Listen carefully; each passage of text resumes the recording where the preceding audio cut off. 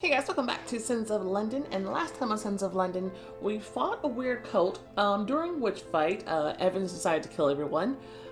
Tried to kill everyone and got his ass cursed. And then Abby refused to believe that he tried to kill everyone and thus she wants to lift said curse. Therefore, she told all the cults, the orders, secrets. And also, there was this guy.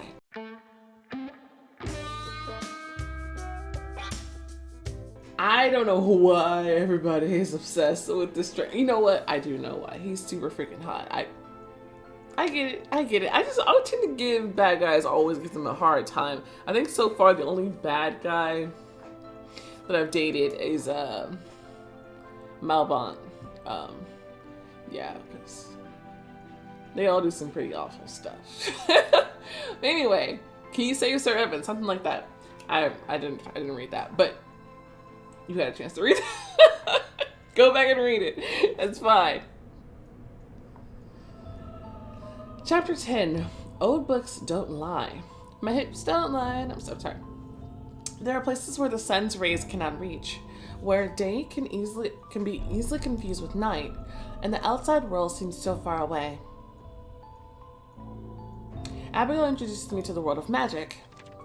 The path of sepulchral whisper is beginning to boil. She leans over the cauldron, counts off 5 drops of formic acid meticulously, and mixes them into the boiling brew, and a few more ingredients. What is it? Is that just a spoon? I guess it just looks weird. Like a ladle. I'll get them. Doubt flickers in her eyes. Of course, I'm not a witch, and I don't know my way around herbs, but I've already managed to learn a few things. Don't worry, I won't mix them up. Alright. She's still hesitant, but my persistent silence prevails. I need goatweed. Goatweed. Oh, yeah. There's a lot of that stuff in Texas. Go look up horny goat. I'm sorry. It's a twig covered in yellow flowers. While I'm searching the herb shelf, she urges me to hurry. Bunch of herbs. No. Yes. No. It's this one. Is there only 3? Yeah. It's this one. I think this is it. I hand the bunch to Abby. She nods briskly and drops it into the cauldron. Wonderful. The yellow flowers speckle the surface of the brew. A thick, sweet smell floods my nostrils at once. I love this aroma. I like the little music. It's all like magical witchy vibes. I like it. The potion, which is fitting. The potion in the cauldron bubbles and fumes. It's entrancing. Now look for parsley root. It looks like a white carrot. The roots of most vegetables are like white, I think. The roots are in the farthest cabinet. I open several pouches. Or maybe I'm just thinking about, what's the name? Oh, whatever. And eventually find the one we need. Abby is rushing me again.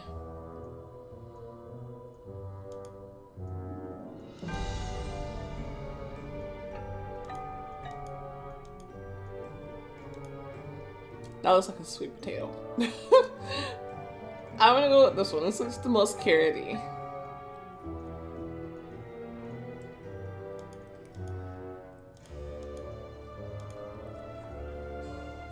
I pull a carrot-like root. Abigail smiles contentedly. You're learning quickly. All thanks to my mentor. I mean, she did describe it. However, she ignores my compliment. She's too engrossed in brewing the potion. I hope we succeed. She cuts the root into several large chunks and drops them into the cauldron. Make sure you remember not only what these plants look like, but also what they do. Parsley enhances the goatweed's properties. Okay, so parsley isn't... Hold on. Should I type this down?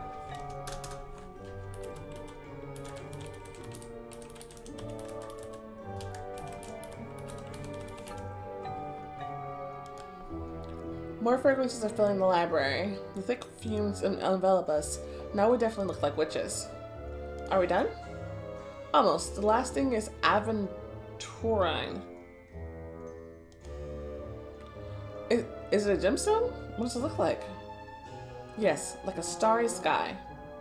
Please don't mix it up. I found the minerals in a collection of jewelry boxes. I like running my fingers through them. The stones are cool and smooth against my fingers, but where's this gemstone? No. Yes. Looks like a sky, but not a starry one. So this one for sure. Surely. It's pretty. It sparkles like myriads of stars.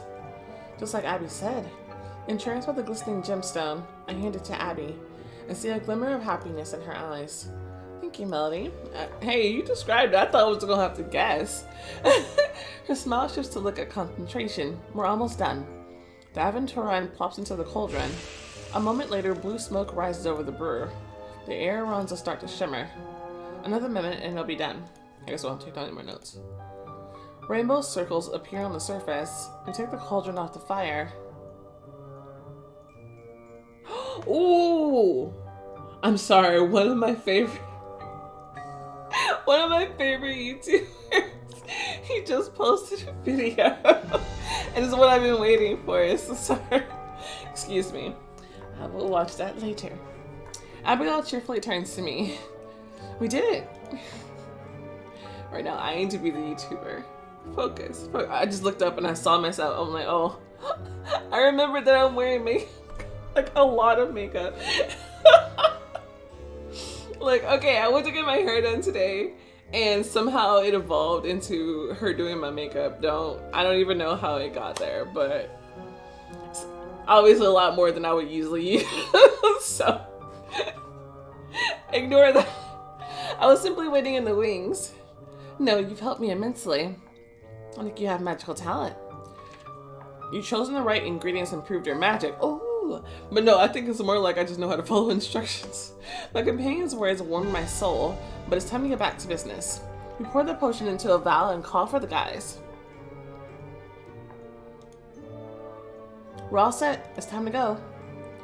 Who am I to argue with witches? Okay. Watch your tongue. Our banter is cut short by our friends' reproachful looks. We must hurry before Roger turns for good. The house is dead silent. The screams and wails, nearly continuous for several hours, have stopped. Why has he gone quiet? Thinking of Sir Evans makes me shiver. Or rather, of what he may have turned into. I try to chase these thoughts away as we approach this room.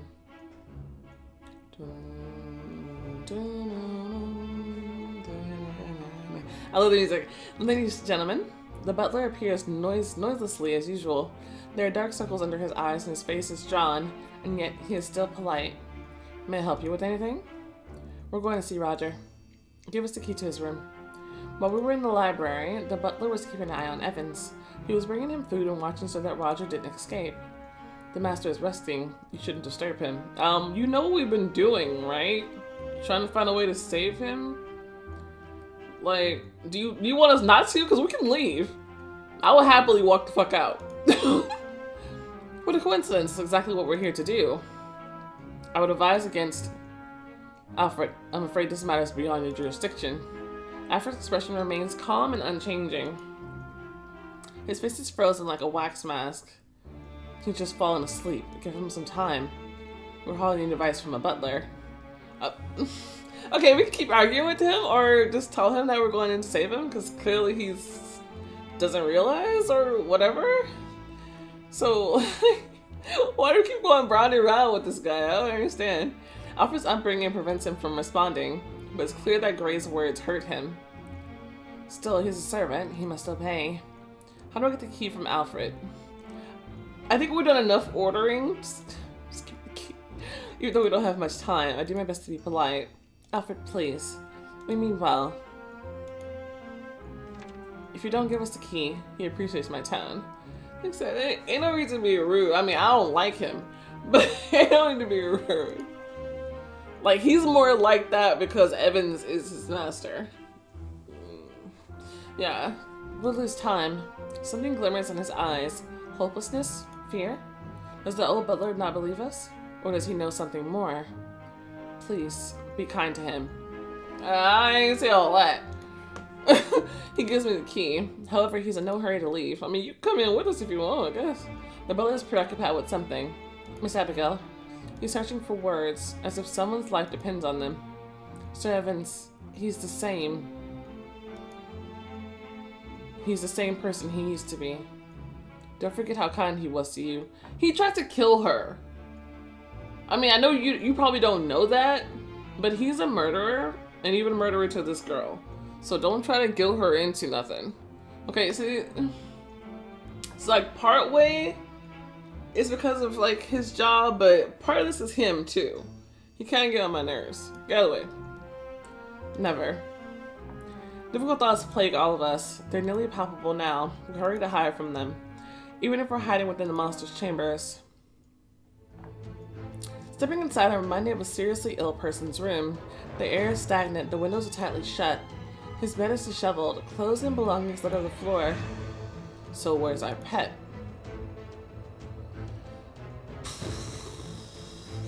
Gray in that mouth. Gray's tactlessness knows no limits. But now's the time to think about it. Evans is nowhere to be seen. Hey, okay, quick question. Anyone on Gray's route? Is there like more to the depths? Because even the bits I'm seeing like doesn't even make me want to be his friend. I definitely don't want to date him, but I barely even want to be his friend. It's like, like I don't know. There has to be a serious bone in his body somewhere. Abby, could the butler have let him out? No, I don't think so. He didn't want us to let us in, likely because Evans is no longer here. Charlotte falls silent at a rustling of fabric. A curtain moves. A figure emerges from behind it. Abby. Uncle Roger. He's almost lost his human shape. Growls and groans come from his mouth instead of words. Gray's the first to collect himself. Let's get this over with. Let's. We'll hold him and you administer the potion. They slowly and smoothly close the distance. Then they try to catch hold of the creature, but Evans is faster. How the hell is he so quick? He's partially turned. Muscles like this are quick and strong. Ha ha ha, fools. His feral grin almost resembles a sneer. Even now in this horrifying state, Rogers is still the master of his own house. Get out. Our beast is getting worked up. It won't be easy to catch him. And share luck. I suggest we inject him with a sedative. It doesn't have to be this complicated. We can just knock him out, stun him. But he's a human being. To which part of that are you referring? The sedative or knocking him out? Either way, we won't get far if we can't give him the potion. What does him being a human being have to do with either of that? We didn't say put him in a cage. What? With all due respect, miss, I don't want to hear it. Her voice trembles. Tears glisten in her eyes. Melody, tell them. She's putting me on the spot and I take a moment to answer.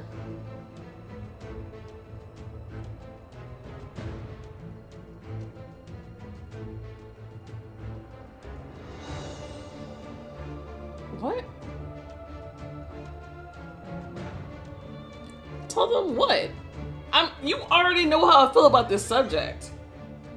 I wanted him to die. Like, I don't...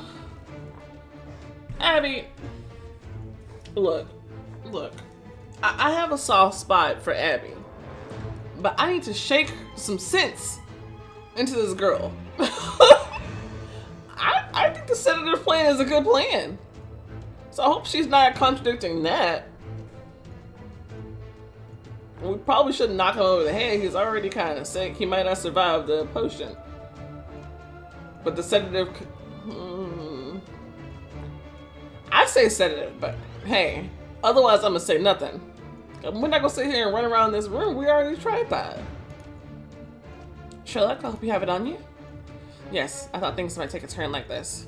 He produces a syringe. Abby wrings her hands. Don't. Then what do you suggest? You haven't come up with an idea. So you want people risking their lives just trying to hold him down? Like, we're trying to save him. That's the That's the point. Like, are you okay in the head? I don't understand. What the fuck do you want? If you don't want our help, then why the fuck did you ask? Cause you ain't got nobody else? Then deal with it on your own then. She's starting to make me mad. What are you afraid of? The potion and sedative. I don't know if they're real. Okay. I did wonder about that. That's fair. It's a delicate situation. And still, it's a risk we'll have to take. You look awfully happy about that. With that syringe. Look at him. He looks like some kind of like mad scientist or doctor or something. I don't know. You've seen how difficult it is to catch him. She doesn't agree or argue with him. Well, if you didn't get nothing to say, then stop. We're wasting time with this. Holmes moves towards Evans, holding the syringe at the ready. It's alright. Just a little jab. One step and another. Suddenly, Evans rushes at Sherlock. The syringe slips from his grasp. The monster sees this opportunity to rush for the exit. The door. We didn't lock it. There's nothing to stop Evans from escaping. Stop him. The monster is close. There's no one but me between him and the door.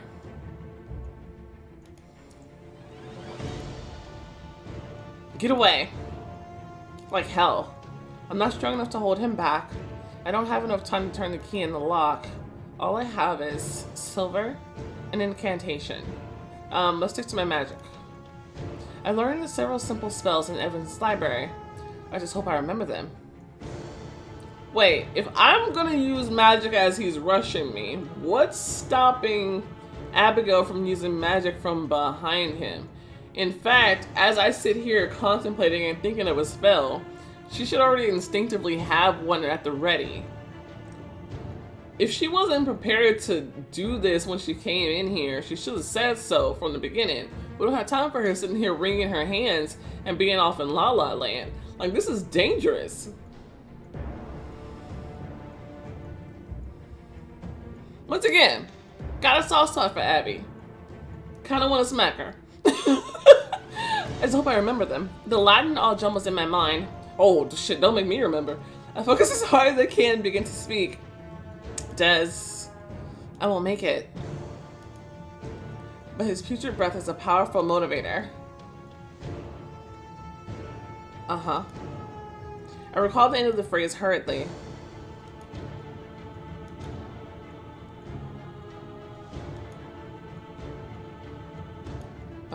His motion's slow. It's like an invisible web is weighing him down. Could it be working? Inspired by my success, I begin the final line of the incantation. Stop it. He freezes. His eyes flash defiantly as he fights the incantation, and yet he's perfectly motionless. What's this? What's this? Sherlock! Get the sedative! Or the potion! Somebody! A spell for taming animals. You learned this on your own? I mean, we've been searching for shit down there the whole time. We're searching for like spells and potions and stuff, right? So, I mean, surely. Everyone's as shocked as I am. Oh, okay. Y'all could be shocked. But focus. I'm pretty sure I can't hold him for long. Pick up something. The potion or the syringe. And get to work.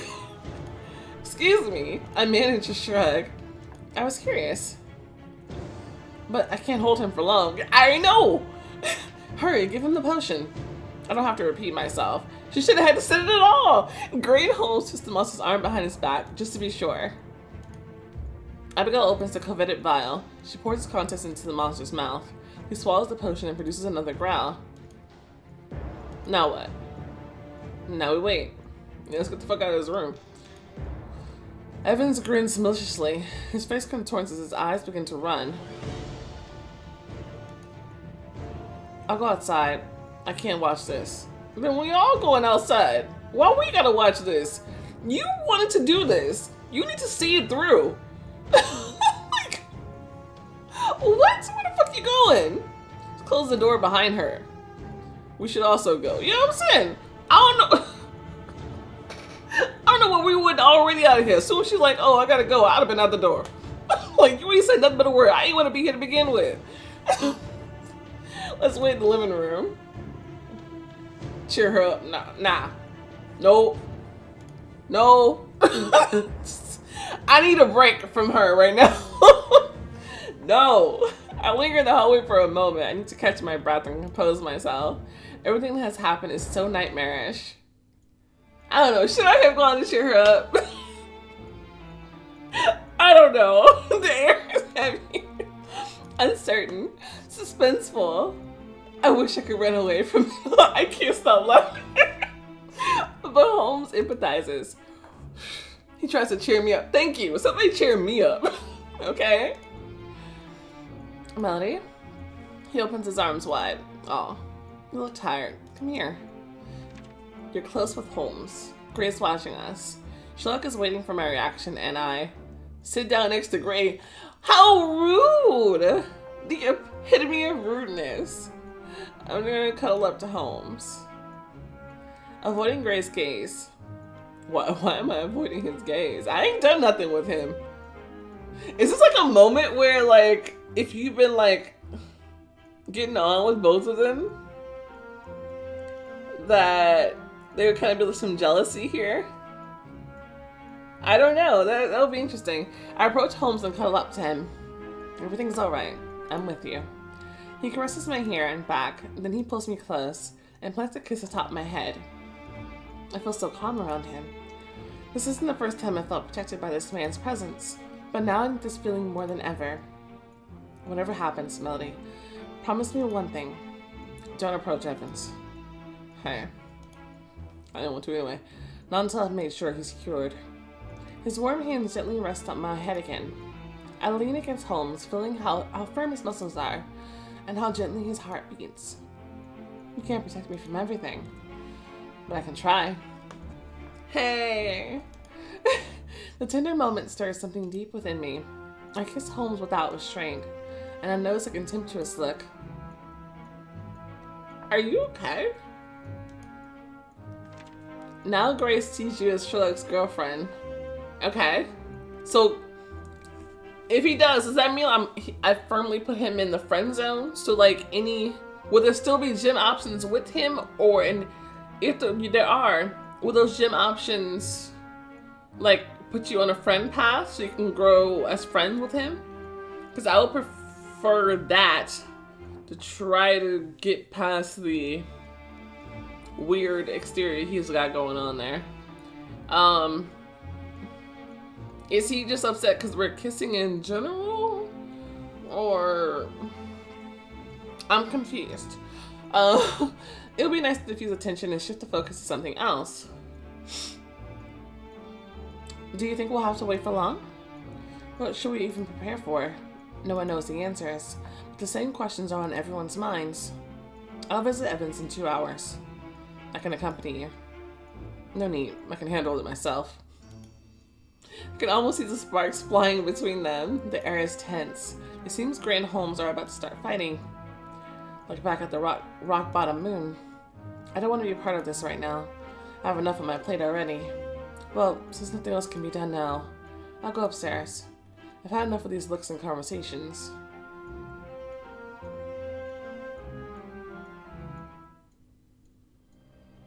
I finally managed to relax in my room. As I sink into my bed, I can reflect on my own thoughts. If Roger becomes human again, that'll be good. What? Despite my distaste for the man, I want this for Abby. What if he doesn't? Terrifying scenes unfold before my eyes. We'll have to fight the monster. I shudder at the prospect. Hey, it'll be good target practice. It's probably rude, but I don't like him. I hope it doesn't come to it. We need to prepare for the worst. Before anything else, I should get changed. Something more comfortable and practical. I get my traveling dress and all the weapons I have. Ready for anything. Hey, the outfits in this story are just, dangerous. I like it, I like it. Strong, independent. I honestly, like, even if you're just playing this for free, you really can't go wrong. She still looks dope as fuck, dude. But, I'm gonna be ready for anything. I might change my hair if they don't give me a new hairstyle. That eased my mind. Someone's knocking on the door. Ooh. Set my hair. What do we got?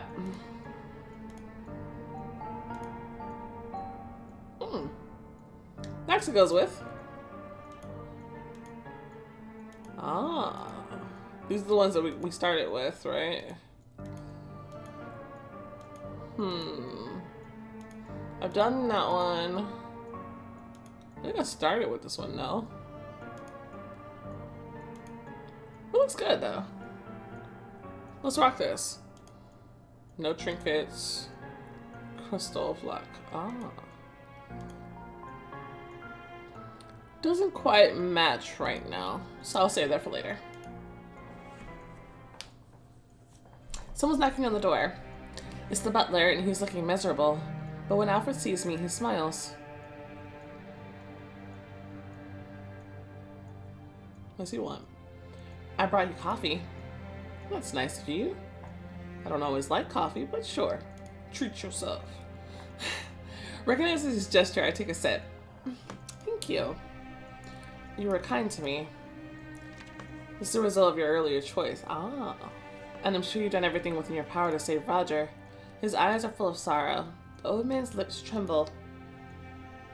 I hope he isn't about to be overwhelmed with emotion. It's the last thing I need right now. Alfred, did you want something?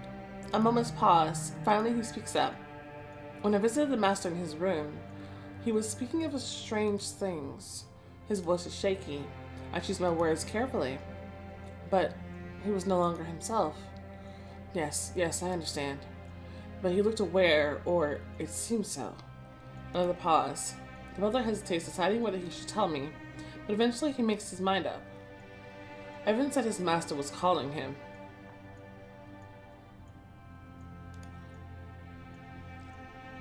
By Spolok? He didn't say a name, but he said the pack was gathering, and soon. His voice drops. Soon, they'd capture the city. I don't know what to do with this information. I'm not sure I really want to figure it out, but at least I have it. But I shouldn't upset the old man. Alfred, what you just told me is very important. I hope so. We'll figure something out. He stands there for several more seconds, unsure of what to say, and then he leaves the room. The pack capturing the city. Evans must have been delusional. The story, in combination with recent events, makes my head spin. I want to take action and be strong. Anything but idly sitting on my hands. Waiting is driving me mad. The only place I can distract myself in this house is the library. I'll find some interesting books. I can study magic or fighting tricks. Make my way down to the basement. I'm running away from the depressing reality into the world of secrets and mysteries. Well, to be fair, you could also be seen as kind of arming yourself. Like, we found the spell that we just used on what's his face down here. So we could also find some other new stuff that we can use to fight the stranger and his cronies. The silence here is frightening. Everything is frozen, awaiting its master, a master who may never return. So much accumulated knowledge. If Roger dies, who gets it all? Will Abby continue his work? I pass the bookshelves. My fingers brush over old spines. Peculiar objects catch my eye, and I hear a voice. Ah, it's you. He casts a fleeting glance at me. Gray is absorbed in a book. What's that? Some silly fairy tales. Show me. He hides the book behind his back. You're not interested. Trust me. Odd. I roll out aside for myself. I sneak up and snatch the tome from him. Rude. Legends of England. Legends? Are you serious? Easy there. Take a look at this one. He points at the open page. Look, I haven't read a fairy tale in about 15 years now. Well, if you weren't interested, then why did you grab the book? Just because he told you weren't interested? So one could hardly hurt, right? Gray isn't dropping the matter. Yeah! After you snatched the book out of his hand, you better look at it. Had no choice but to start reading. The story is about a young, handsome fellow named Glashtin. Oh, story time. Off in the farthest nicks of England, a place where people barely have time to read books, supernatural forces often come to their aid. The water's so dark, I'm scared to go near it. What else can we do? Mom's gonna punish us if we don't rinse out the clothes. They look at the dark water fearfully. What if they're mermaids? Or an Aughiskey? In Irish folklore, an Aughiskey is a dangerous water horse. I like the knowledge. Don't you know about the Aughiskeys only steal away disobedient girls? So take the basket and go to the river. By herself? You coming too, right? In the night, the water resembles oil flowing between the steep banks, thick, viscous. It feels as if stepping into it could make one disappear in its steps. Gosh, I'm so scared. She touches the water surface with shaky hands. It's cold.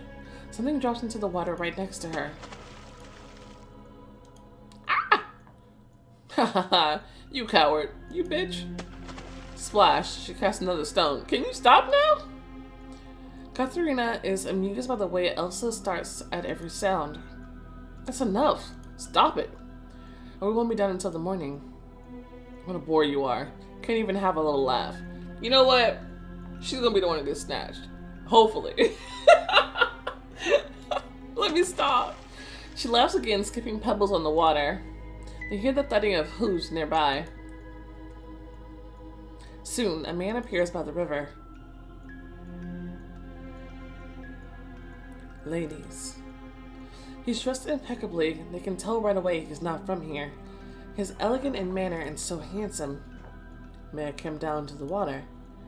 Not to mention incredibly courteous. They'd never heard such polite speech. I'd like to refresh myself a little. Is he going to swim? At this hour? Near Lassus? Ah, his eyes. Embarrassed, Elsa and Katharina hesitate. Finally, Elsa gathers her courage. Mister, find some other place or come down, I'll make room.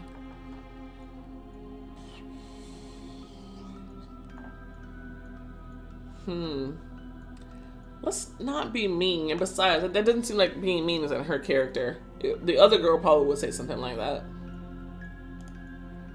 She scoots over meekly. You're very kind. She blushes. Her heart is beating faster under his attentive eyes. The handsome man lowers his hands into the water and washes his face. It's nice to be by a river after a hot day. Thank you for not chasing me away. While he refreshes himself, she admires his beautiful features. His youthful, well-built body. There's no need to hurry. There's room for everybody. Hey, send him on his way now, dude. She turns to the laundry basket and gasps. Instead of old rags, it's filled with the most delicate silks. The cloth is beautifully embroidered. Oh, what's this? She asks the young man, but instead of him, a black horse towers over her. Don't kill her! No! For several seconds, he looks at her, and then disappears into the night. Oh, phew, phew, phew. I wonder if we had been rude, would he have, hurt her? Let me know if you know.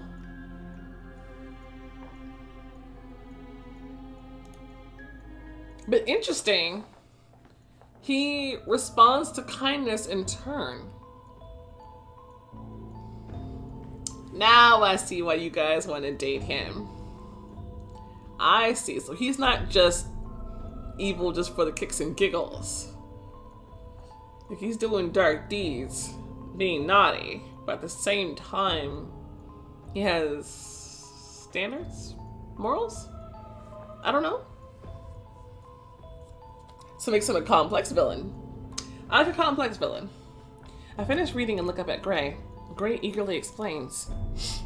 They say that it isn't a person, but a fairy. An inhabitant of the land of eternal youth. If someone offends Glashtin, he drags his victim into water. Oh. So maybe he is like prideful. Maybe that's why he always dresses so nice.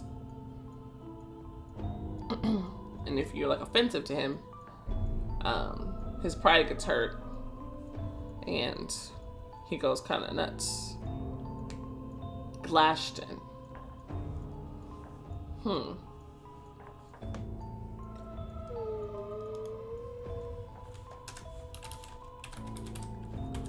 Glashtin. He said if he's from the land of, what's the name? They talked about that like early on, right? Like first episode maybe? But if they're kind, he makes wishes come true. Yeah, that sounds exactly like what he's doing now. I'm listening to Gray, but my thoughts are far away. I circle back to the night I met the Black Stallion. Just like in the legend. And that man resembles the man in black. Gray is becoming even more worked up. Some ladies I know, from the brothel, I guess, had told me about a mysterious stranger in black. I'm deep in my memories again. The hut in the slums, Bias Bullock, and Uncle Fagin. But only Sherrick and I know about it. I'm so engrossed in my own thoughts that I missed some of Gray's words. But the general idea is clear. He makes wishes come true. So? What if it's Glashtin? We could make him. Make him? Memories rush through my mind. The man tossing Bias Bullock aside as though he were a kitten. The hellish stallion in the back alley who almost killed me. Gray's so naive about his dreams. I don't think this is a good idea. Why? The ghostly images linger with me. Should I tell Gray about what happened? Tell him or keep it a secret? Okay. I feel a little bit better about stuff like this. Because...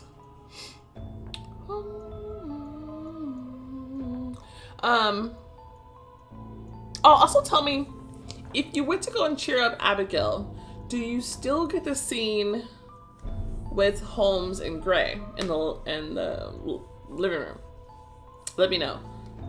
So I feel better about taking Jim's options with him now because we've put him in a friend zone since he sees me as Sherlock's girlfriend.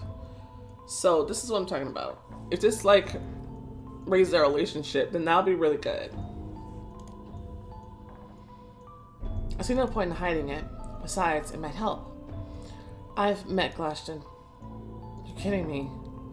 No, and he's extremely dangerous. He has some sort of power over Bias Bullock. Oh.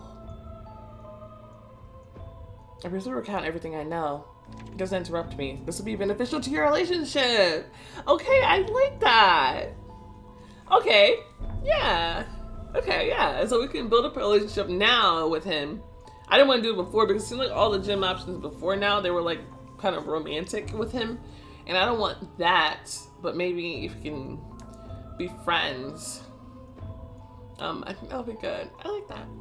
He doesn't interrupt me. My story doesn't seem to instill as much caution as I'd hoped. He still wants to take the chance to get his wishes granted because something's driving him. Something brought him to this whole magical stuff for a reason. So I'm hoping maybe that's his thing. And I might not get to the full heart of it, but I will probably get a little bit closer to knowing about it, if we're friends at least. So I'm not wrong, Glashtin exists. It explains how to bend his will. What? He points at the tome. We just need to capture Glashtin. We? I'm not capturing him. I want to stop him.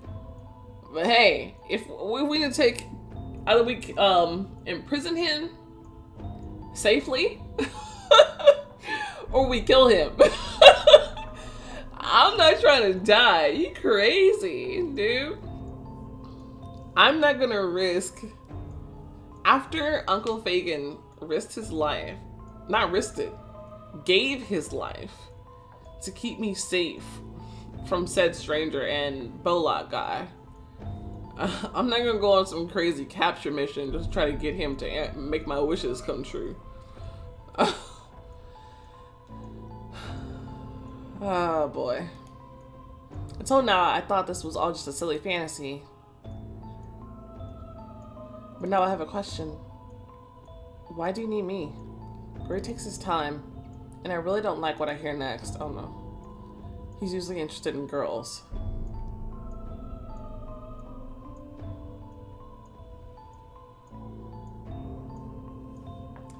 So he wants to use me as bait.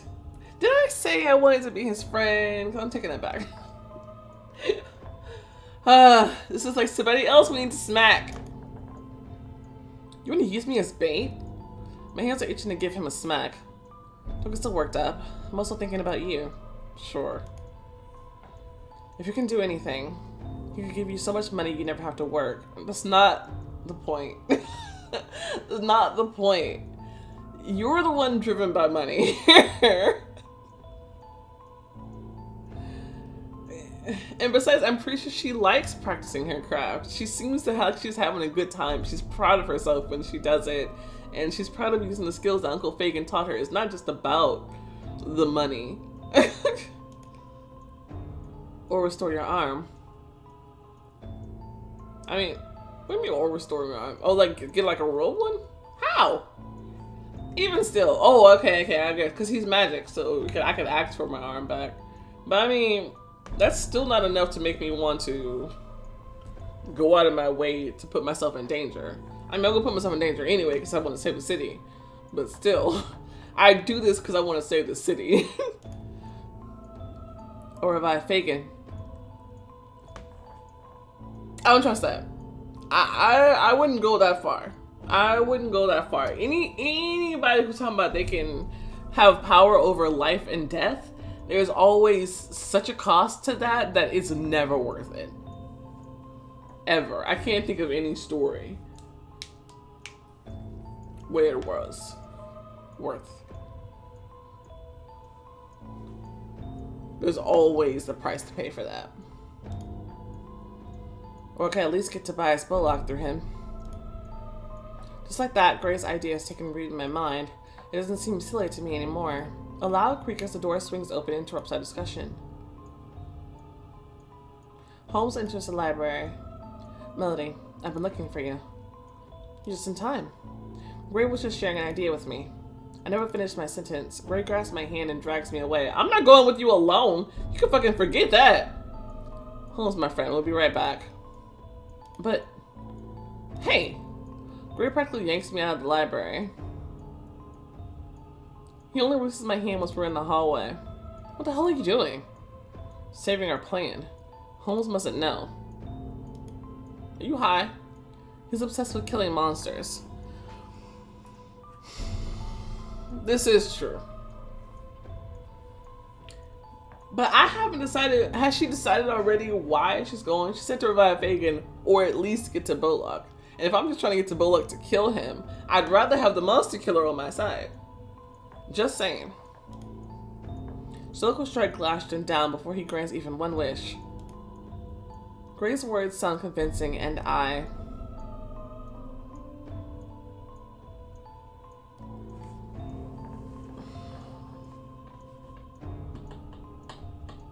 To be fair, it's not going to be that simple. But I guess we won't have time to both stop Sherlock and... I mean, but he's probably going to end up where we are anyway. I can listen quietly or defend Sherlock.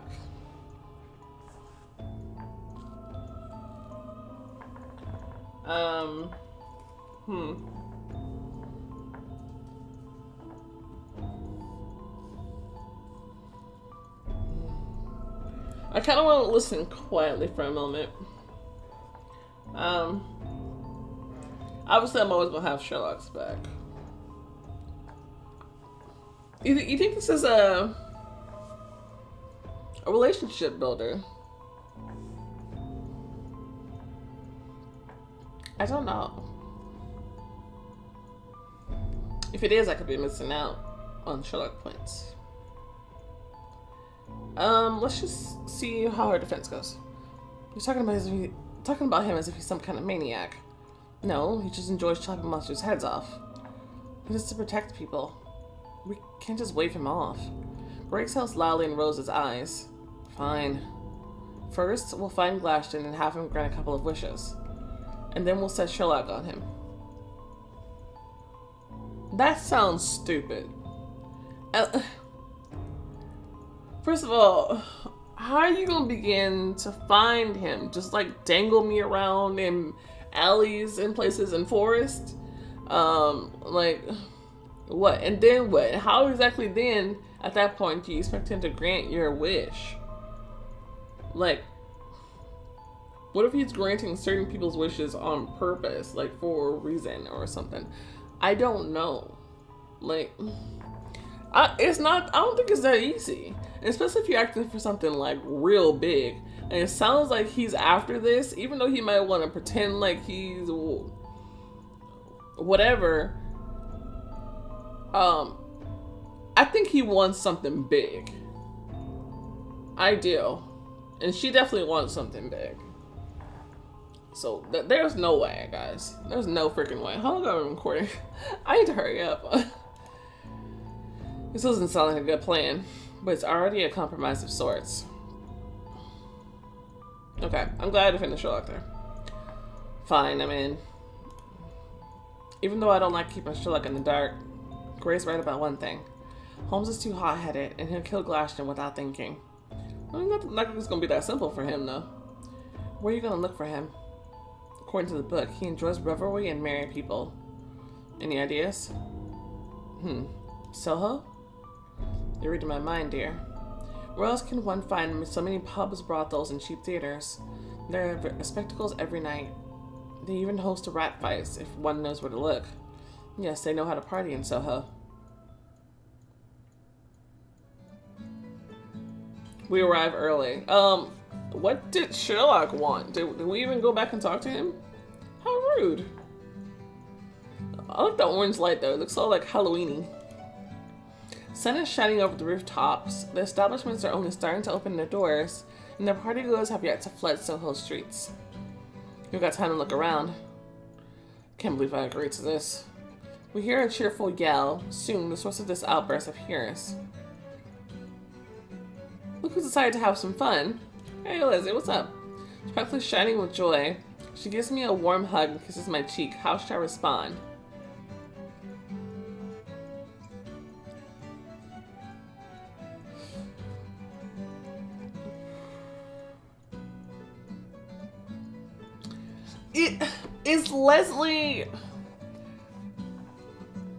Is Leslie like a main? L.I. Because we got off one time from Sherlock being jealous about her by having a high fame, I think. But I don't know how often we're going to be able to get away with that.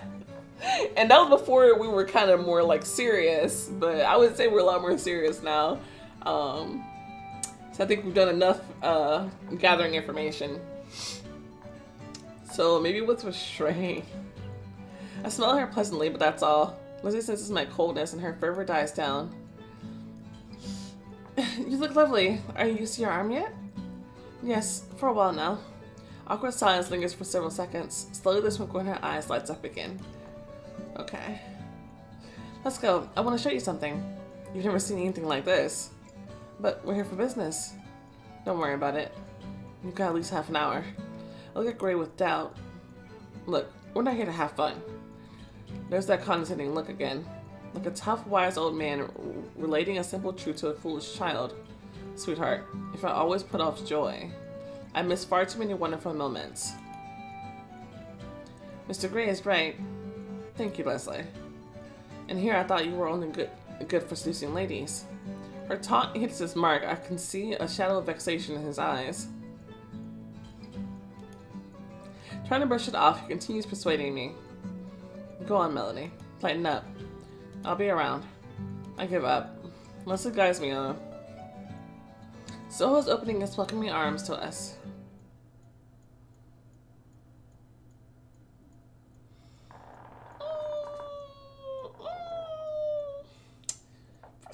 seen MC making some questionable choices. I'm good for it.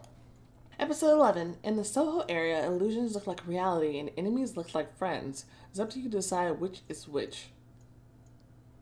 Wait, what? Enemies look like friends.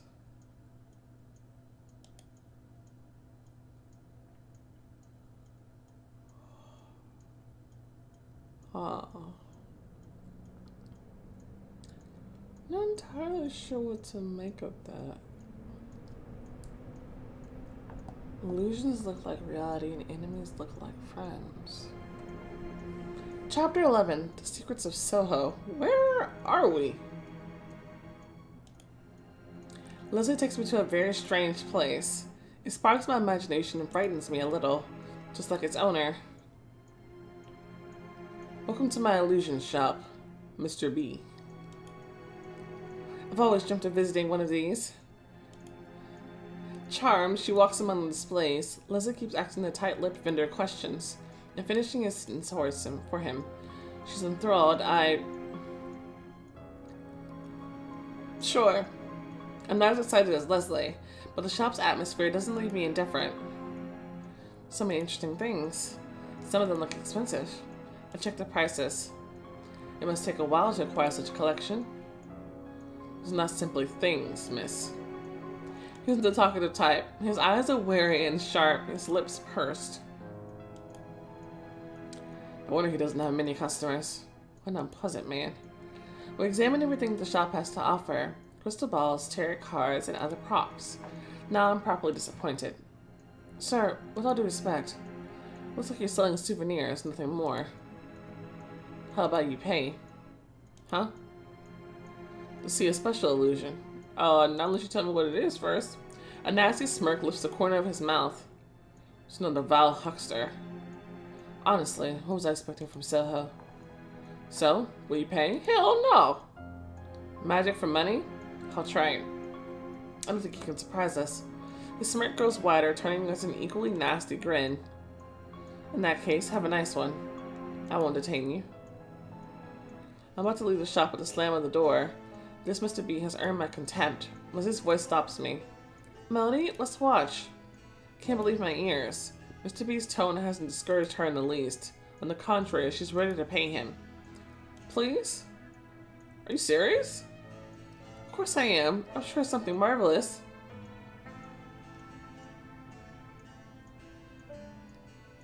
It's the third person we need to smack. How could she be so naive? Leslie's gullibility is truly astonishing and endearing. It's so hard to say no to her. I don't want to upset her. Fine, fine. You're brilliant. The whirlwind of emotion known as Leslie almost knocks me down, but Mr. B is entirely unaffected. A ticket is 3 guineas. How much? I've only got 20 shillings. Well, then we leaving. I ain't paying him that. You high? Hell no. You ripping us off. I'm sorry. This ridiculous smirk again. Sorry, my ass. That's too expensive. It's my best illusion, miss. But if it's beyond your means. His hearty voice is enraging, and an arrow lifts his hopeful eyes to consider. Could you lend it to me? Are you high? Do you not hear him talk? Have you looked at his face? Seriously, you need to be smacked. What the hell, Leslie? I really want to see. Is there only like... I swear, Sherlock is not the only sensible person in this whole story. And our MC most of the time. She just can't let this go. Leslie, honey. I say no. I feel bad for not hugging her. Because, like, on thinking about it, it was a really small amount. I don't think that was a romance scene. I think that was just friendship. Kind of a... It's 20 gems. It's not the end of the world. Strangely enough, our agreement doesn't make Mr. B happy. When we hand over the hefty sum, he simply opens the door in front of us without saying a word. The moment we step in, I can see the disappointment on my face. Strangely shaped mirrors. I think of the projections Abby creates. Deep inside, I was hoping for something like that. Mr. B is just a con artist. Don't say that. Look how funny these reflections are. She makes silly faces going from one mirror to another. Leslie giggles at the warped and stretched images, but I'm dead bored. She'll get tired of it soon and will leave. Absorbed over my thoughts that I don't look around. Leslie shrieks. Look, look! She points at a mirror. There. The reflected Leslie is nothing like the one standing next to me. It's me. Definitely. She looks like you. But her outfit. It's like I'm up on stage. We're surrounded by dozens of pretty women winking at us. They're wearing dazzling dresses like actresses or circus performers. Leslie look better in it, though. You know, I've dreamt of performing. So many nights in a row of imagining myself dancing and singing. Could it be a coincidence? Or is it like the mirror of, was it Erised from Harry Potter? Which showed you your desires? Her secret wish is reflected in the mirrors. But many ladies dream of performing. My mind is buzzing with doubt, but Leslie is enjoying what she sees. Fantastic. It's real magic, isn't it? You brought joy to Leslie. Yeah, sure. Looks like it. I really don't want to admit it, but Mr. B's illusion is impressive. I'm glad you like it. I was afraid you'd get bored. I'm still bored. No, the woman's perceptiveness amazes me. Though Leslie can seem simple, she knows how to look into the very heart of things.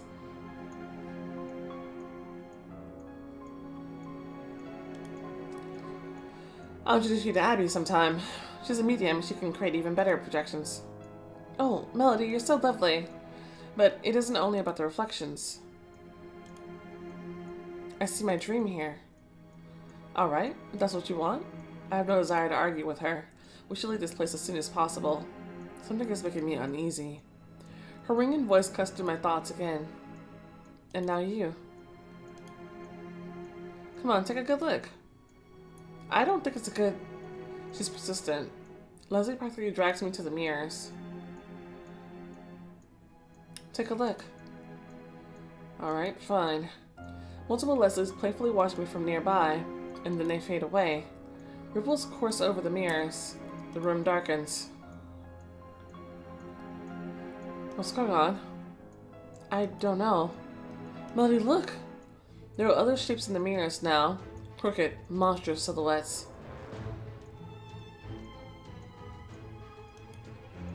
You look at me and sneer.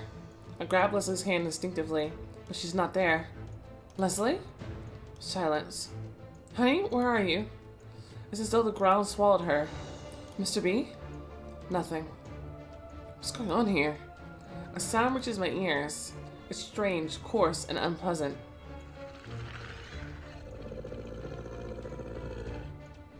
Well, illusions look like reality. It's not real. It's not real. I know the sound. The groan is becoming louder, getting closer, but it's impossible to tell where it's coming from. The monsters in the mirrors are walking towards me, as if they're trying to get out. I take a step back. It's very close. Enough. Show yourself. I find my revolver in the folds of my dress, and it finally appears. Or should I say, she? Or should I say, me?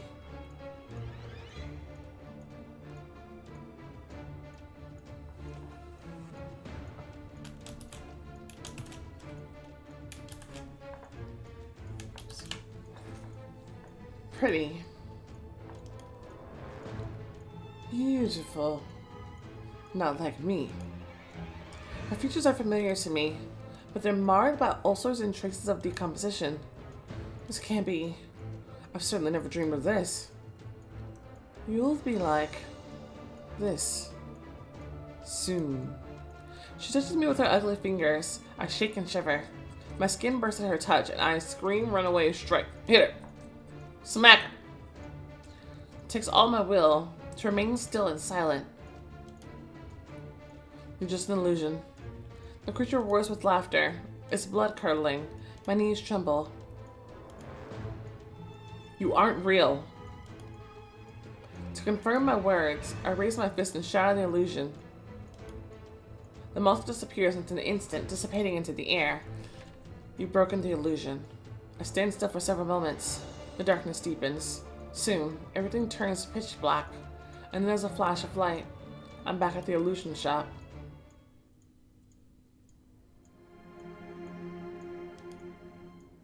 Melody, are you alright?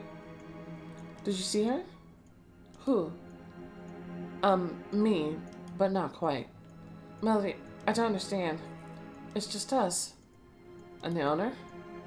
Mr. B? He left. Something strange is going on. Something incomprehensible. I want to figure it out. But not here. Let's go outside. Okay.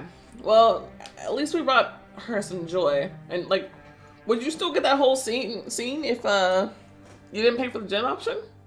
It's already dark out. People are filling the streets. Laughter, jeers, and drunken whoops crowd the night air. I wish I could forget myself along with them. So, what happened in there? What did you see? We were in the mirror room. Then the lights went out. And then? I went to the exit with you. The lights came back again after a few minutes. But you were still standing still and staring. And you didn't hear anything? No? What did you see, Melody? Leslie has always been supportive, but the things I saw, they were too frightening and strange. Should I tell her? When I tried to tell people about stuff in the beginning, they told me no. Okay? They told me not to tell nobody. But now I know she believes in, like, illusions and mystical stuff. So surely if I just tell her it's an illusion, then surely she'd believe me this time, right? I just want to confide in my friends, okay? I make up my mind. I'll tell you, but hear me out. I'm not crazy. No, I have to know. Tell me what happened. And I tell her. I choose my words carefully, but not mentioning bias, Bullock, or any other supernatural creatures. That's all. When I finish the story, Leslie is watching me intensely. She isn't laughing at me.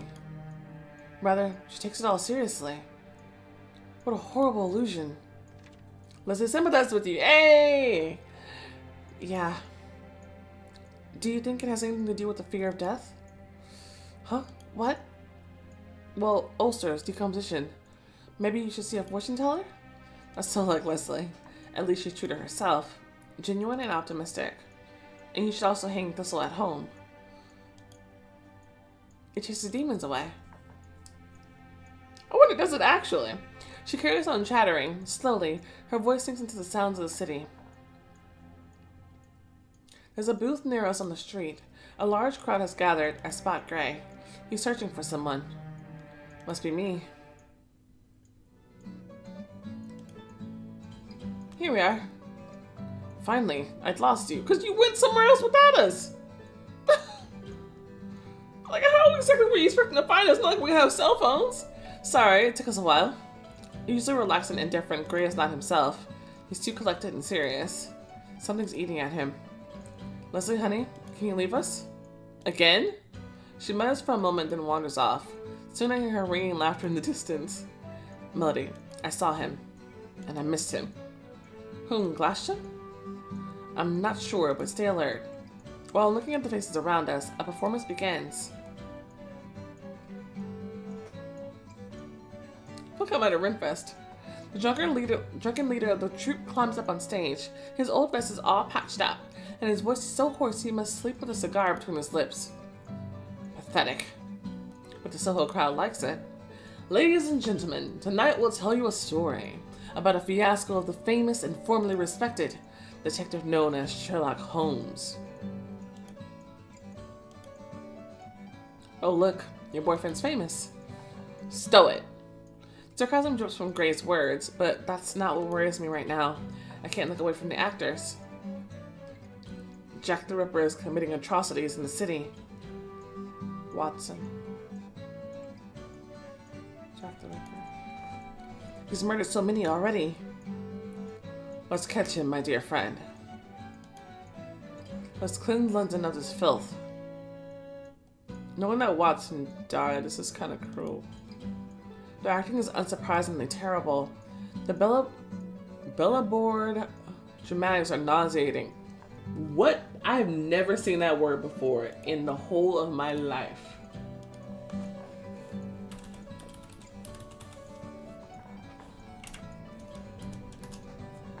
Belabored?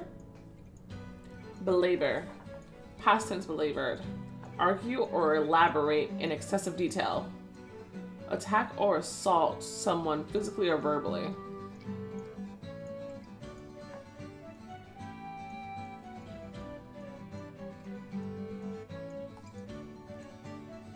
Okay. These people are enjoying it. It's true what they say. Don't trust the crowd's taste. The plot is progressing quickly. Hey, Sherlock. But how are we going to catch the villain? It's elementary. We will use bait or lay an ambush.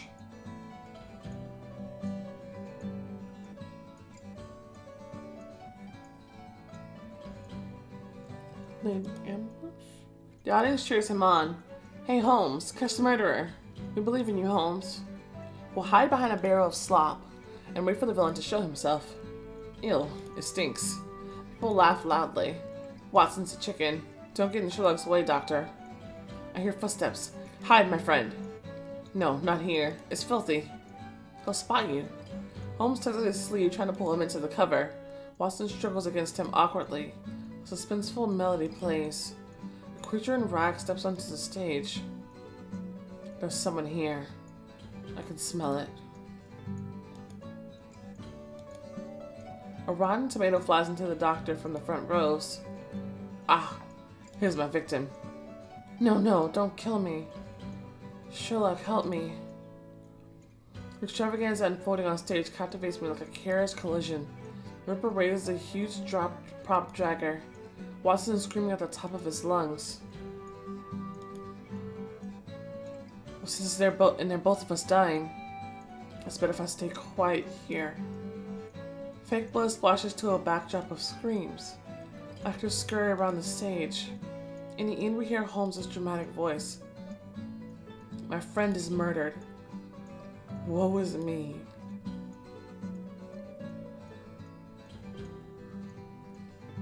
Come here. No. Oh, he's horrifying. I must escape. He disappears behind the stage. The curtain falls. The audience roars.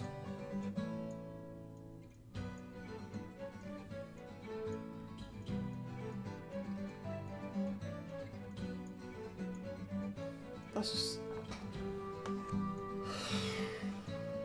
just awful. That's... Wow.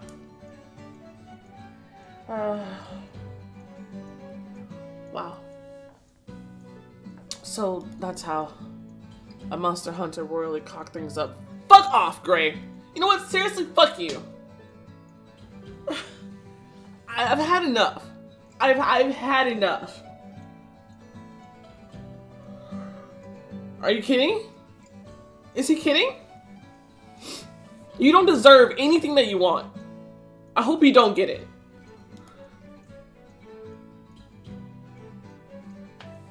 Seriously, fuck you, dude. Fuck you. I'm starting to hate him. Like, I didn't like him. And I hope that maybe we could be friends and maybe I could find out more about whatever. But seriously, dude, get the fuck out. I can't. I'm horrified. I don't believe it. I'm horrified. But I don't want that to mean that I'm horrified at how Holmes behaved. So I'm gonna go with I don't believe it. That it definitely didn't happen like that. But think about it. Do you think Jack the Ripper, was it Bullock or was it the stranger who killed Watson? I wonder. I don't believe it. The plot had more holes than a sieve. and the actors were terrible. No arguments there, but Watson is dead, and Sherlock behaves very strangely. Meaning? He misses his friend. Maybe even feels guilty. Meanwhile, the stage grows emptier. The stagehands carry set pieces away, and the onlookers disperse, continuing to discuss Holmes's disgrace. I've never liked street theaters, and rightfully so. I find it hard to believe Sherlock could do such a thing. His selflessness and his desire to save everyone, they don't fit the story we just watched. No, it's not quite right. It's not quite right. Like, maybe he watched, but there had to be some other reason why. There was something else going on there. It didn't happen like that. They don't fucking know anything. They don't fit the story we just watched. Sweetheart, don't be so upset. I was just thinking that. Don't call me sweet. The word dies on my lips. A familiar plumed hat attracts my attention. A stranger.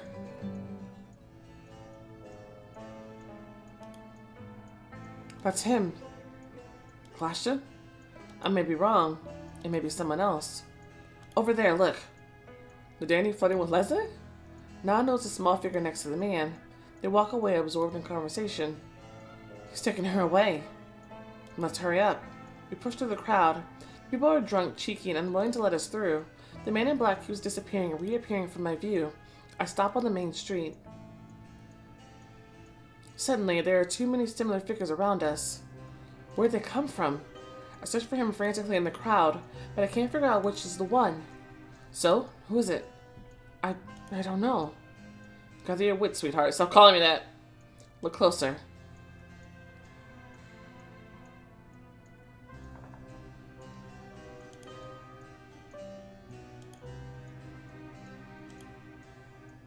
Okay, this hair is all wrong.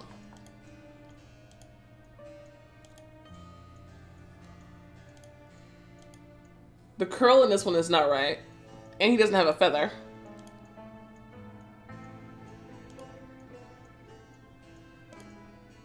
The sleeve on this one is all wrong. The clothing is not right. It has the hair just about right. There's also a feather. There's also a feather. No feather. Hair wrong, but feather.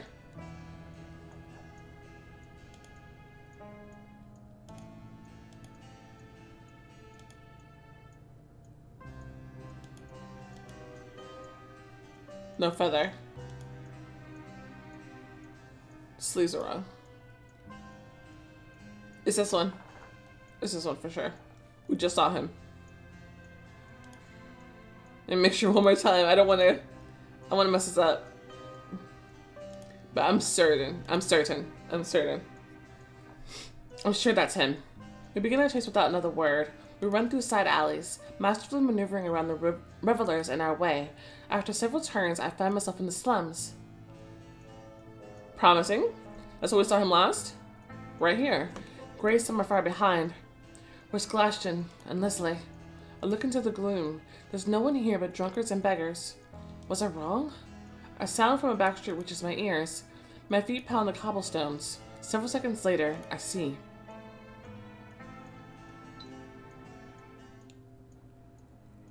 Hold on. It's important.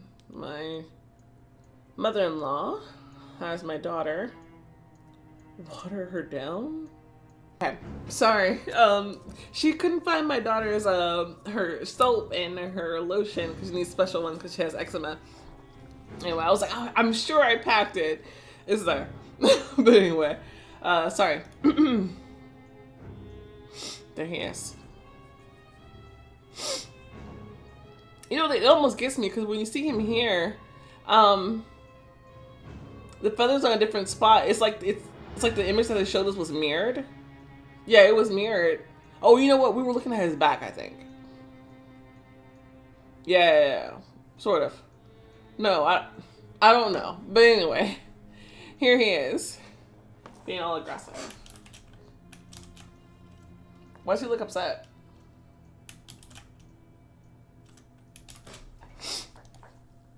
Nearby, there's Leslie, safe and sound. I'm in time. Melody? Haha, fame. Leslie. Watch out. Something big is moving towards me. I only managed to duck. Wait, is he not controlling this monster? Stop. What? I don't recognize his words. They fly from his tongue like bullets, and the monster stops. Everything happens so quickly. The young man rushes towards the monster. There's a knife in his hands, and the creature falls lifelessly to the ground. Oh, sir. Glashtin, at your service. So his name is Glashtin.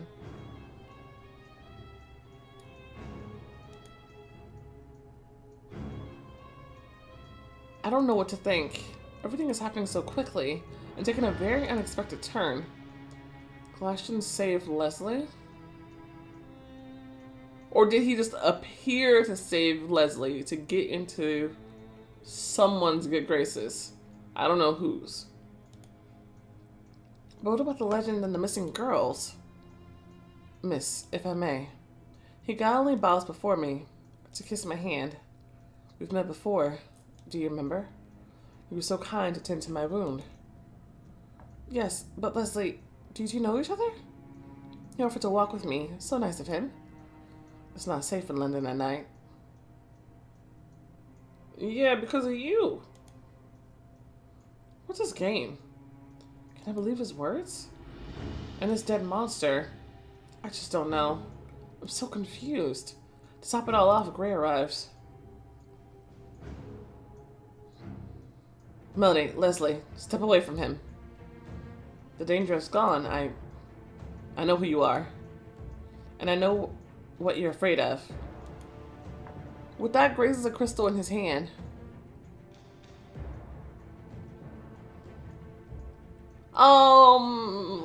Dude, parts of the plan that you didn't choose to divulge to anyone else? Hello? Do you know what this is? The Stone of the Three Moons. The what? Hold up. And where the hell did he get that from?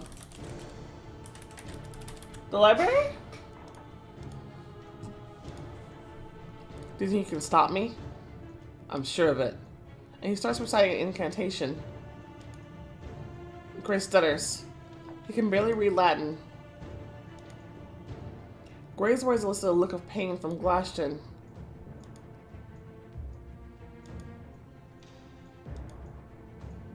You're making a mistake. Gray's incantation is working, but only barely. My friend is stumbling over words. His pauses drag on for too long.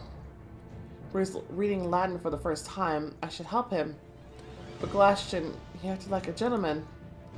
Damn it all, I'm confused. Unsure, I look from one man to the other. You can't be serious. I don't know anything about this man. The only thing I've learned about him is that he's evil.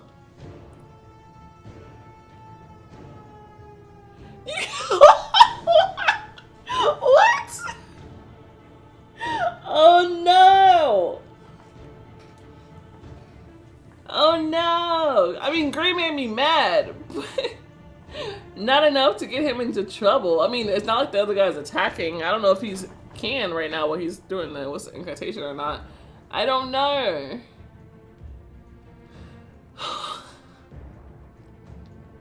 Should we gather information? Should we see where this goes? Oh my gosh. Maybe I should stay out of it.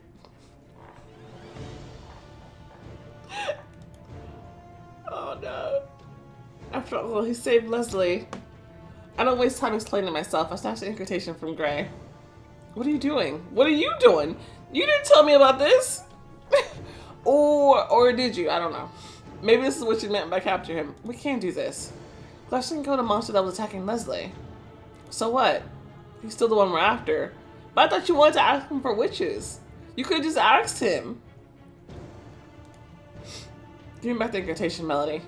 I hide back my hand behind my back and step away. No, let's just talk. We had a plan. This would influence your relationships. Oh no!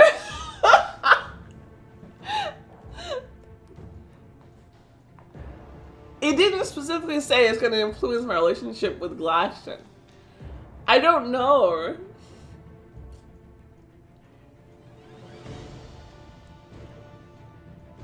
It said my relationships. Who all with? Oh, okay, let me just keep clicking for a minute. I think I'm gonna replay it though. I don't trust this. Glashtin is watching us and suddenly raises his hand. His fist clenches as he whispers. The crystal in Gray's hand cracks. It shatters to smithereens.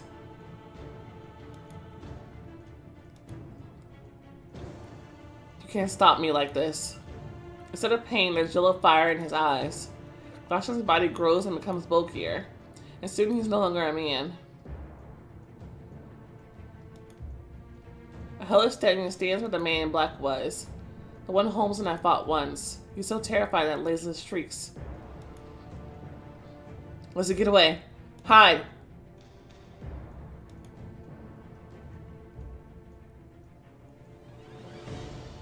His fiery gaze is full of hatred. For a moment, I think he's about to stomp all over us. I should stop clicking. I should stop. The chest is gonna end any second now. Hoist rears up. I freeze and look up at him, and when it seems his hooves are just about to crush my head, he jumps over me. He doesn't want to kill us. The thought strikes me like lightning. Glashtin wants to get away, to escape. I can't let him. The thought that we might lose him gives me courage. Not this time. I've got to stop him. I can't stop clicking. The horse's long mane twists in all directions. I grab on.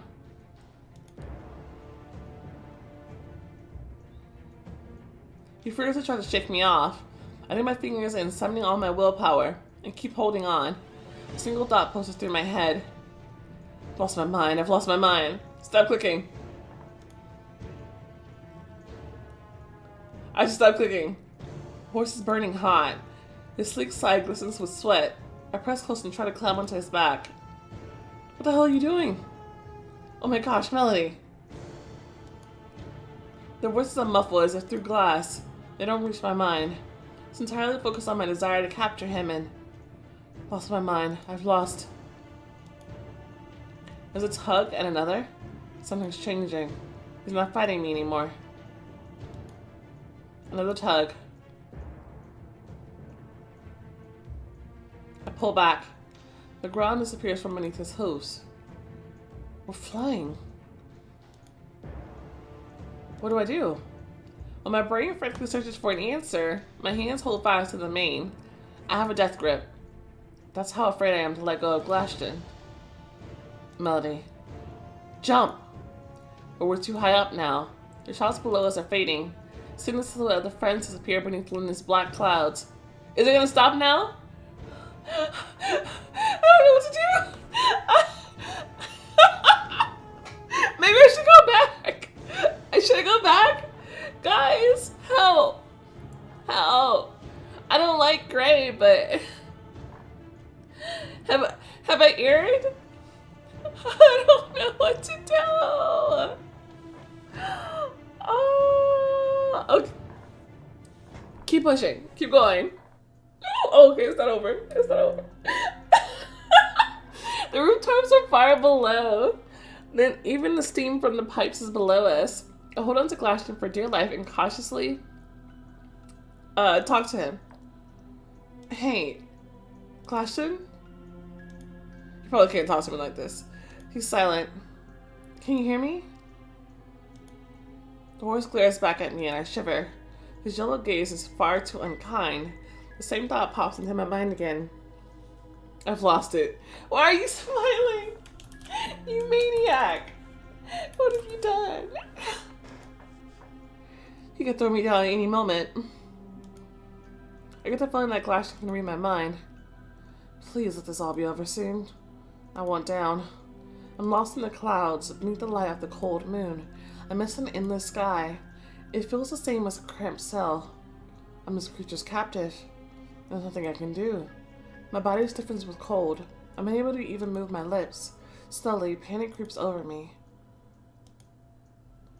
Looks like there's something on his mind. Boris casts another glance at me and dives. A surge of wind almost tears the reins from my hands. I press against his back with all my body, shut my eyes tight, and keep them this way until the end. It's the only when my feet touch the ground. I don't know if I want to be here. That we're gaining control of my emotions. I'm alive. Holy harpy! And where's Glashtin? My question is answered by a clatter of hooves, followed by several strange sounds, and the man is standing before me again. That was a reckless move. I could have killed you. But you didn't. And why not? I still can. But you haven't. That wouldn't be very polite. The young man looks tired and far too pale. Does it strain him being in that form? His dismissive tone makes one thing clear. Glashtin's not about to engage in small talk with me. Go home. He goes inside, shutting the door behind him. What now? Does he actually think I'm going to listen? Yeah. You didn't bring me all the way out here for me to just go home now. You should have dropped me off somewhere closer to town if you wanted me to go home.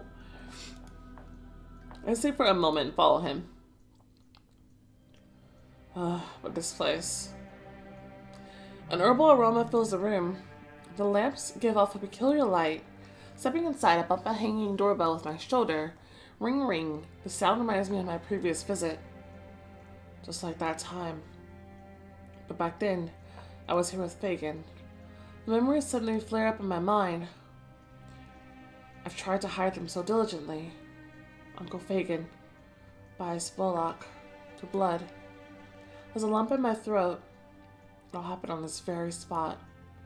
My legs are suddenly unsteady. I freeze in the hallway. An angry voice startles me back to reality. You're still here? I recover quickly.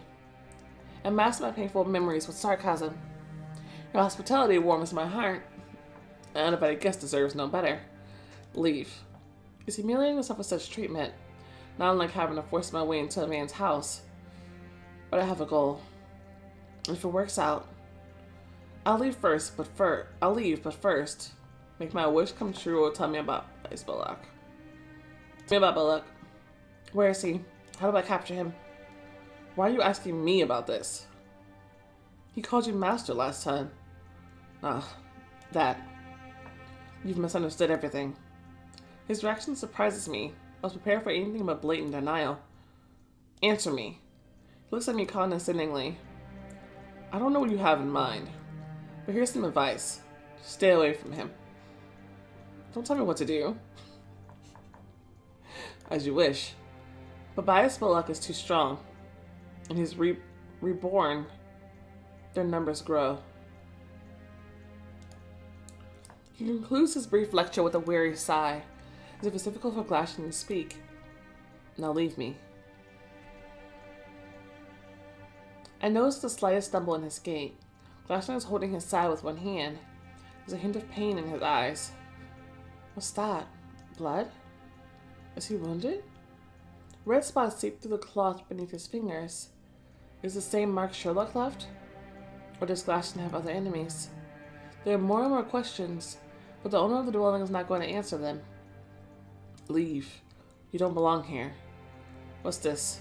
An order or a plea? I've noticed his weakness, and I don't want to back down. I could pressure him. Now, while he's weak, raise my chin proudly and step closer to him. Now there's no doubt, Glashtin is unwell. His face is too pale, his hands are trembling. Sorry, but I decide tonight. His eyes flash with yellow flame. Glashtin blushes subtly. I didn't want to do this, but I have to. He puts his hand out and says, sparks appear at his fingertips. What does he have in mind? Magic prickles my skin and my heart is filled with anxiety or excitement. Well, we've gotten this close. Excitement. Even though I realize how dangerous the situation is, I feel the thrill. In this state, I'm ready to bluff with everything I have. You won't do anything to me. I'm not afraid of your power. He stutters and begins to cough, then tries to repeat the words. His attempt ends in a coughing fit. Powerless, he leans against the wall. Several drops of blood appear on his shirt. Not the best time for sorcery. I can help you. Or kill you. What do you want? I've told you already. He isn't arguing, his strength is waning. Alright, wait here. Containing a grimace of pain and doubling over, Glashtin casts a velvet curtain aside and disappears behind it.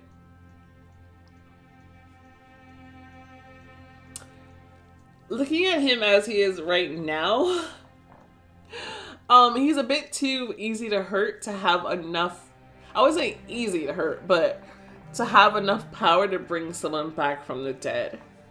So, any of these gigantic wishes, like making like people money and like giving them like fancy soaps and stuff like that, that's one thing I think. But like this big stuff that I think that I was considering and that I think they're great ones, I don't think that would have been a good idea. And now I'm really curious about him. So I'm gonna cautiously keep my choice to aid him instead of Gray. Yikes. Okay. Tell me what happens if you help Gray though. Let me know. Should I believe him? Maybe there's another exit. Life has taught me to look for a catch everywhere. I wait for a minute, 5, 10. Glashtin still hasn't come back. So, maybe he escaped? I pushed the curtain and moved it aside cautiously.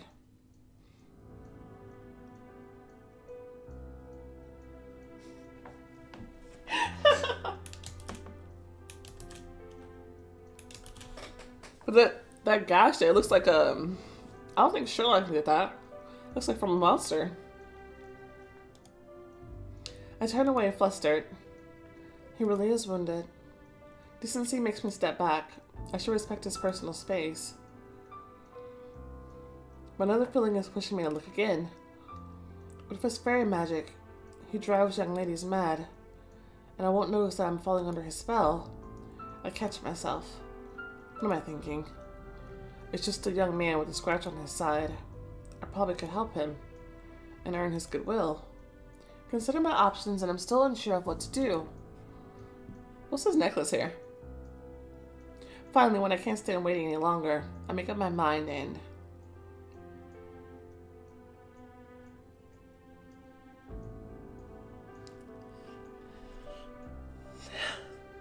Going all in, guys!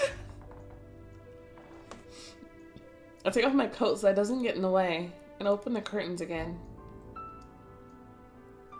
The soft cloth swishes back into place behind me. I've asked you to wait. How about being a little nicer? Besides, I want to help. I nod the bandage in his hand. You're not doing very well. And I have experience. I'm hinting at our first meeting. Glashtin is silent. He scrutinizes me with an appraising look. So, may I? I reach for the bandage. His hearts! And accidentally touch his wrist. A shiver runs through my hand. Don't be afraid. People have likened fairy magic to an electric current. It heals from within. I suddenly feel foolish. So he's like a fairy king. I'll come to help him, but he's doing just fine. In that case, I should go. I turn to walk out, but he catches my hand. Stay. Oh, now you want me to stay. It's better to have it bandaged. And I'm not very good at it, as you can see.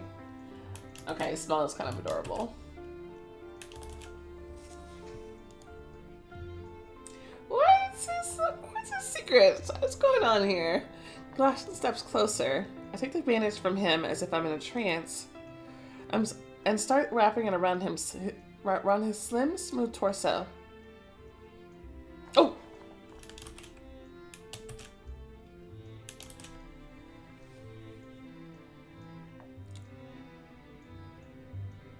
Okay, so they just flat out turned him into an ally.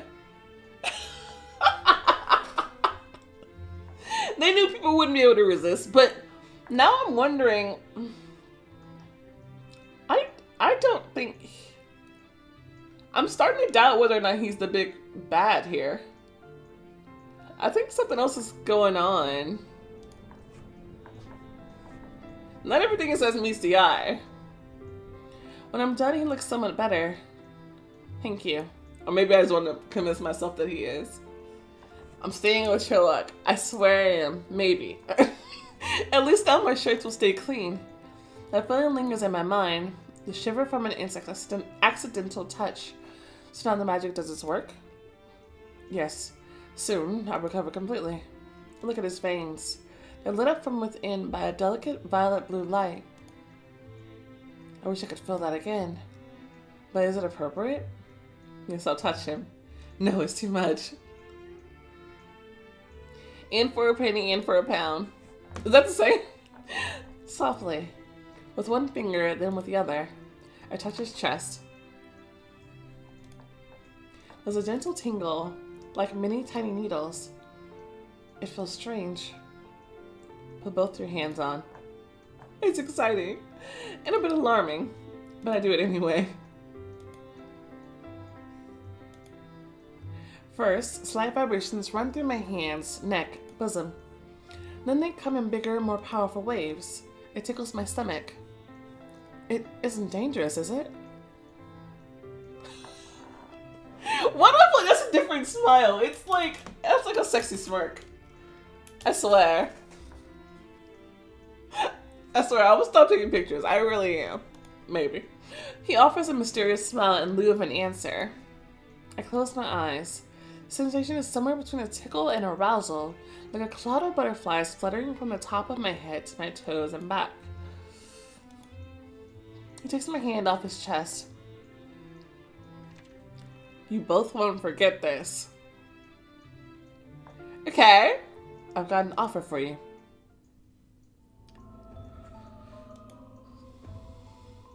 Do you want me to cure your arm? Cure? Make it the way it was before. I hate his words, but it takes time to grasp his meaning. It's too unreal. Is it possible? It is, but in exchange. You'll leave and tell your friends to stop hunting me.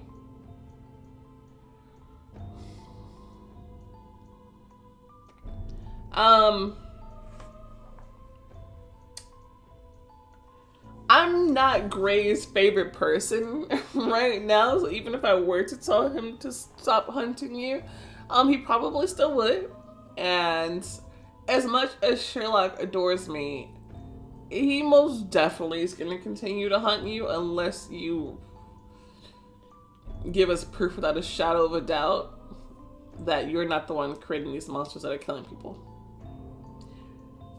Say that you've been attacked by one makes me feel like maybe, because that was a monster wound, right? It wasn't when Sherlock did. Sherlock fights with a sword, so I don't think it would be like 3 cuts like that. That looks like a claw mark.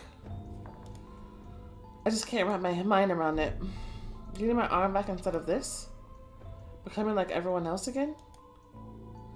Several feelings overwhelm my heart. Happiness, enthusiasm, hope, and sadness. I've gotten used to this mechanical one already. It's even more convenient in some cases. An exhaustive voice cuts through my thoughts. There's a bit more to it. You have to drink magic to bring your arm back. So, an elixir? No. I'll pour some of my magical power into you. It'll remain in your body for a while. And then? It will disappear if you don't sustain it. Sustaining magic within me. How do I sustain it exactly? Sounds like Noah's advice to oil my mechanical arm. Make up your mind. I'm not that strong. I look at my arm, a perfect mechanism, and what are the things my Elmira come up with? But I immediately consider the alternative. A healthy body with magical abilities.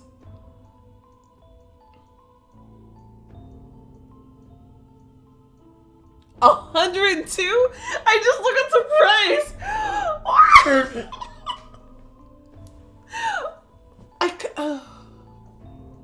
I kind of like the mechanical arm. It's different. But giving myself more magic? Maybe she'll be even more like the cover. Because in the cover, I don't think she had a... I'm not sure if she had a mechanical arm in the cover, but I knew she had magic coming from it.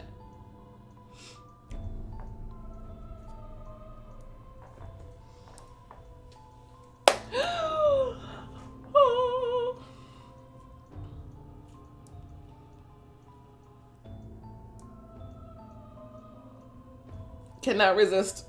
Must have. Must see. I must. I must.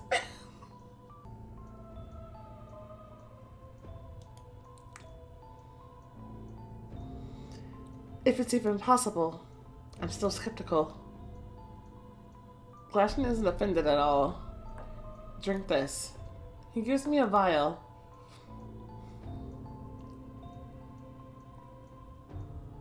The liquid inside is viscous and tangy, but soon the taste doesn't matter.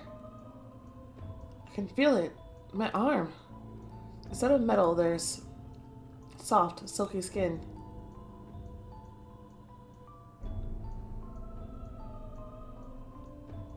The devil. Whoa! Did I make a deal with the devil? Wait, now I'm feeling worse. I got what I wanted from him, and I'm telling Gray to stay away from him. That's so rude. Oh no. Guys, I'm in so much trouble. I feel like I've done this wrong. What if I go back, I help Gray, so I can pretend like I was helping him? This is too much story for it to not lead here at all. I'm sure, even if you help Gray, that you end up here. And then if I take the diamond choice for this guy, then I can still increase my relationship with him this way. Because I'm already on a good relationship with him starting it off, because I helped him back in the forest. I was really nice to him. So, even if I decide to help Gray, I should keep me in Gray's good graces so he's not so mad. And then I come back and I do this. Okay, so let's not click too far. Let's just see what Shinix says next. And then we'll restart, okay? That's what we're gonna do. Do you like it? It's... Oh, God's yes.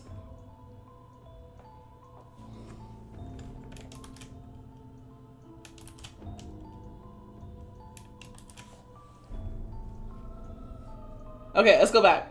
I don't trust it. It's going in. I know if we weren't close last time, we're definitely close this time. I need to replay. Okay. That's the new plan. So, interesting note. If you choose the other option, instead of laying an ambush, instead you use bait, then they bring out a young girl named Betty, I think. And both her and Watson are killed by the Jack the Ripper. So, yeah. Okay. Okay. I came this far to help. Otherwise, there was no point in me going forward, okay? After all, we had a plan. I don't waste time explaining myself. It's not an invitation from Gray. Continue reading for him.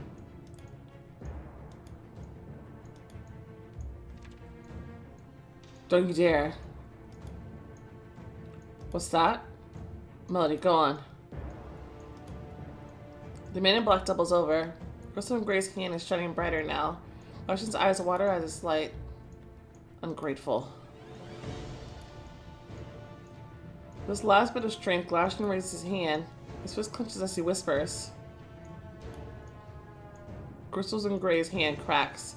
It shatters to smithereens.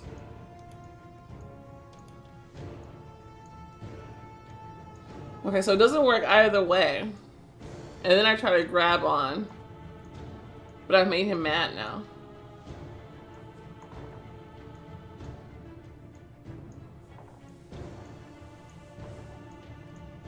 Somehow that feels worse than pissing Gray off.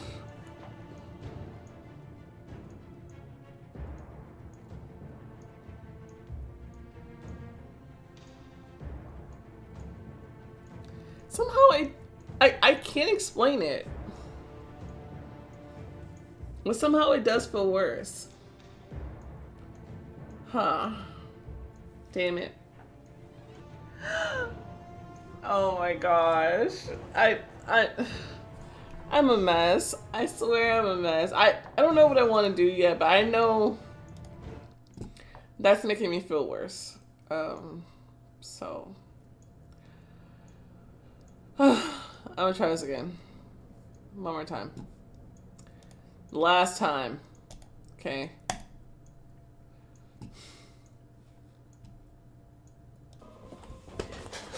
We are finally back. Okay, where we left off. Oh gods, yes. Okay. Let's do this. Silver sparks fly from my fingertips. You'll be able to do magic for a time. Simple things.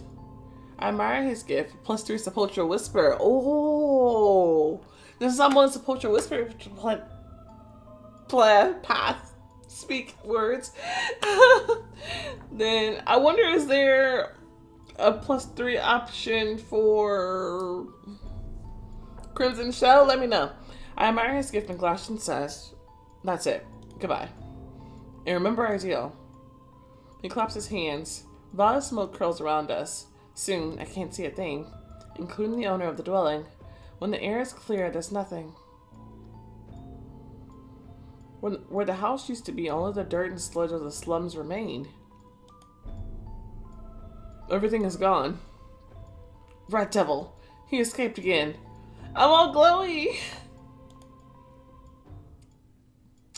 I might be in trouble. We'll see where the chips fall next time.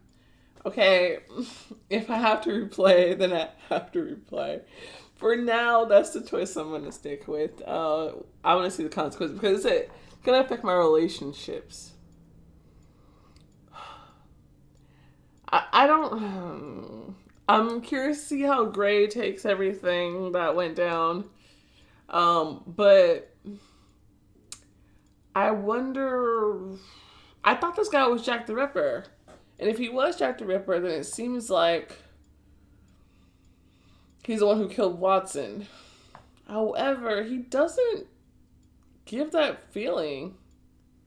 He's not menacing. He's not menacing at all, actually. He's mysterious, to be sure. But menacing, not so much. So I feel like Bullock is the one. Well, you would think that, but Sherlock didn't recognize Bullock when we fought him, because I feel like he would have had a more dramatic reaction, visceral reaction to Bullock. Because he was there when we fought. He was there when we fought Bullock the first time we ran from him. And then we went to Fagin's. And then they went out searching. And then I went here alone. Yeah. Yeah. That's how that went, I'm pretty sure. So...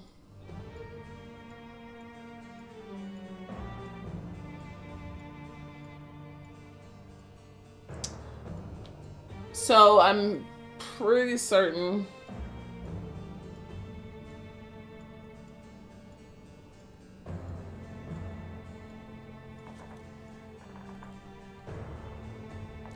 I did okay. This might crash my game. I'm not trying to replay the episode. So, I'm going to go. I'm nervous. Let's read the description of what the next one says, and then we'll end the episode. Chapter 12, the finale. Following your bold plan, you'll take your revenge on Bias Bollock and find an influential friend.